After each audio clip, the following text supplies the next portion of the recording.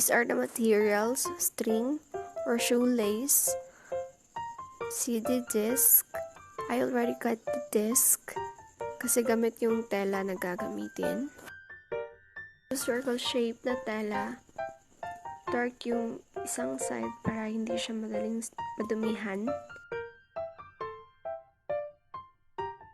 This fabric is for the side of the pouch. Malaki ang fold ng isa kasi dyan ipapasok yung string mamaya. Una, ilalagay natin yung CD disc in between sa tela. We'll put bobby pins to stop the disc from moving. Fold the fabric around the disc.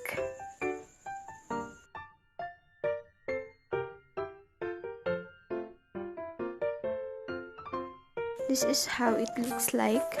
Some bobby pins for disc and other for the folds. Mag-start ng magtahe. Be careful with the needle.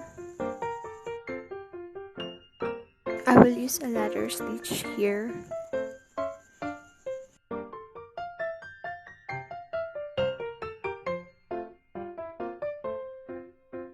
Some pictures at the right side kung ano yung ladder stitch.